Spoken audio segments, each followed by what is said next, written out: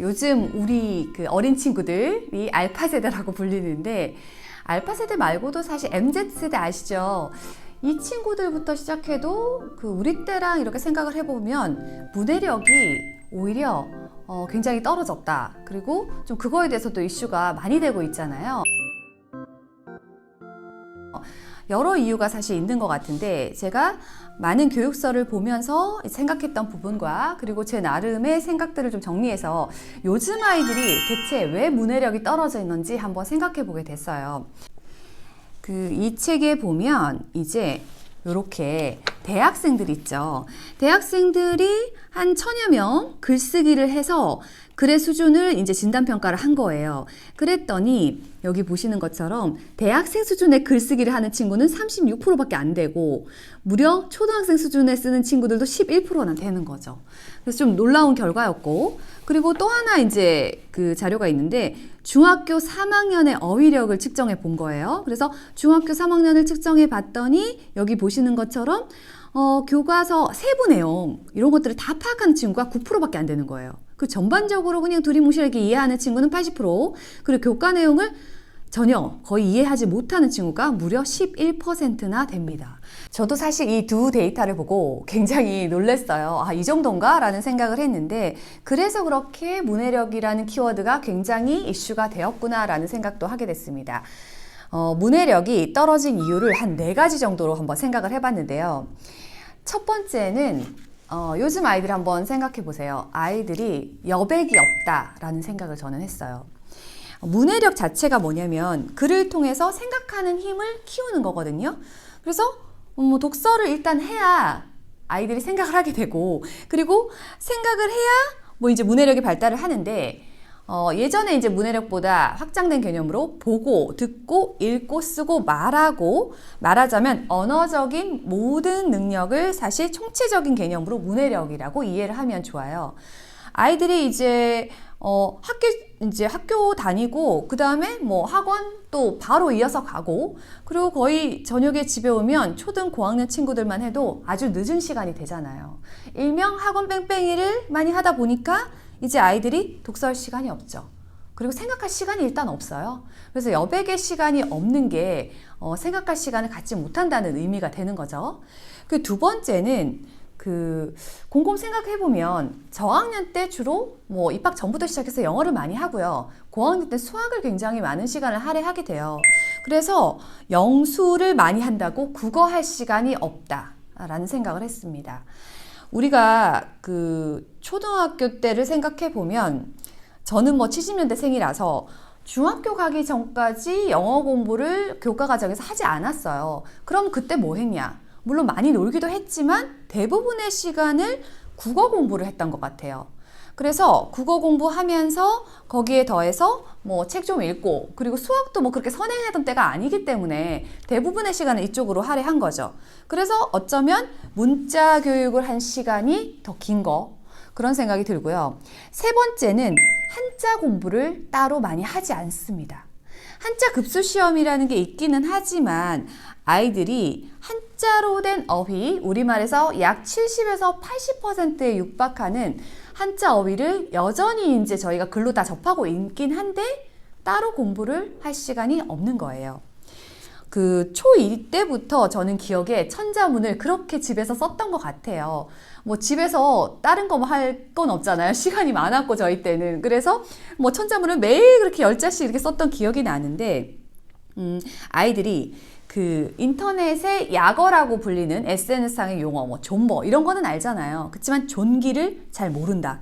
그리고 금일이 금토일인 줄 안대요. 그런 것도 있고, 또 담임을 갖다가 담 쓰고 임 이렇게 쓰는 친구들도 되게 많고, 다 한자어인데 이런 것들을 이제 어휘에서부터 아이들이 인지를 못하다 보니까 문해력이 굉장히 떨어지는 거죠. 한자는 쓰게 쓸 아이들에게 시킬 필요는 없지만 한자의 뜻이 뭔지는 반드시 알아야만 실제로 교과서에 대한 이해도 가능한 거죠. 그리고 이제 네 번째는 디지털이 굉장히 발달했잖아요. 그러다 보니까 사실 SNS 이런 영상 시청 시간이 굉장히 많은 거죠. 그리고 영상은 책을 보는 거랑 다른 부분이 정보와 의미들을 모두 화면으로 구성해 주기 때문에 아이가 따로 문해력을 키울 수가 없는 거예요. 그래서 그 인터넷 사용 시간을 한번 찾아봤더니 지금 이제 10대 청소년들이 일주일 평균 27시간, 27.6시간을 사용한다고 해요. 그러면 일평균으로 따져봤을 때도 약 4시간 정도의 시간이 되더라고요. 굉장히 많은 시간 동안 사실 아이들이 뭐 핸드폰이나 노트북을 끼고 있는 상황이 되는 거죠. 문해력에서 이런 얘기가 있습니다. 문해력의 매튜 효과라는 게 있는데요. 이거는 뭐냐면 그 부익부 빈익빈 요즘에 많이 말하잖아요. 뭐 경제적인 이런 부분도 있지만 특히 이제 코로나19를 거쳐가면서 아이들의 문해력 격차도 굉장히 벌어지고 있는데 이 매튜 효과라는 거는 한 번 격차가 벌어지기 시작하면 걷잡을 수 없이 점점 크게 벌어진다라는 거를 의미한다고 해요. 그러면 이제 그 문해력이 아이들 격차도 생겼고 그리고 아이들이 이제 뭐 알파 세대 이런 친구들이 문해력이 많이 떨어지는데 학습을 어떻게 할 것인가? 앞서 보신 것처럼 중3 뭐 중학교 친구들이 교과서를 이해 못하게 되는 그런 상황에 왔는데 그러면 방법이 없는가라는 생각을 해보게 되잖아요. 몇 가지 이제 좀 생각해 볼 필요가 있는데 그 중에서도 아이에게 핵심적으로 해줘야 될 부분은 어휘인 것 같습니다. 그래서 그 교과서 어휘를 잘 이해하는 게 굉장히 의미 있다는 생각을 계속 하고 있어요. 요거는 지금 초등학교 6학년 국어 교과서거든요.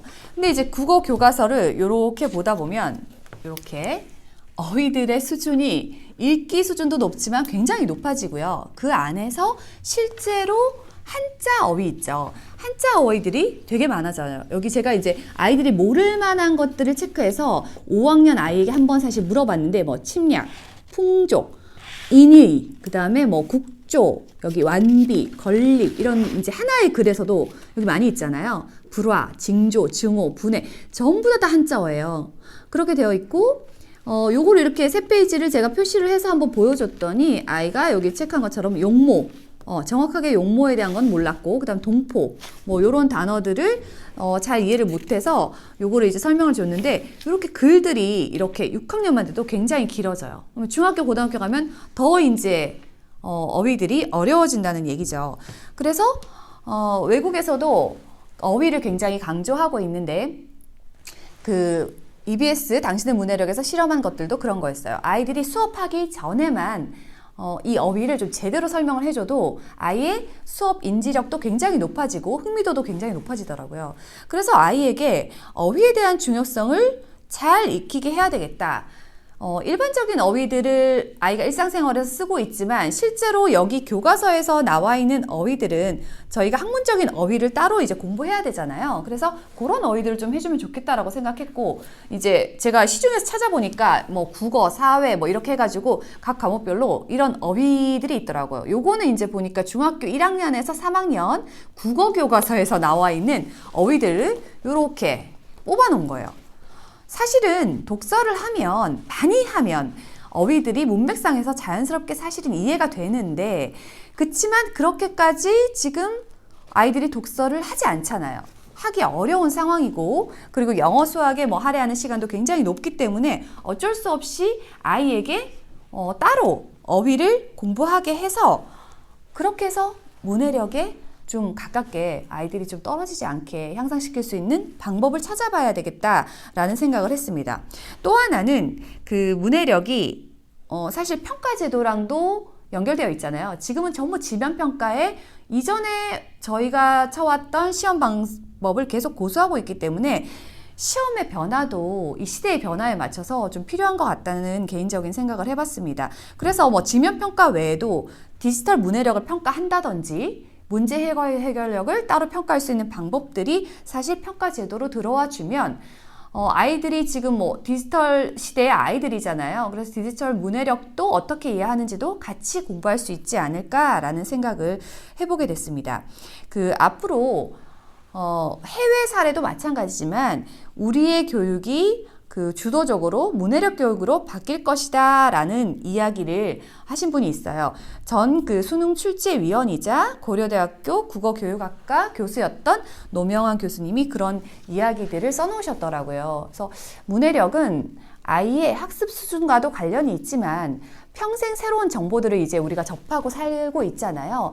그럴 때마다 성인이 될 때까지도 이 문해력 수준이 떨어지면 이제 지식 정보를 습득하는 것에서 도태되고, 그래서 이 지식의 격차도 굉장히 벌어질 것이고, 그리고 당연히 도태되기 때문에 일상생활에서 지장을 상당히 받을 수 있는 거죠.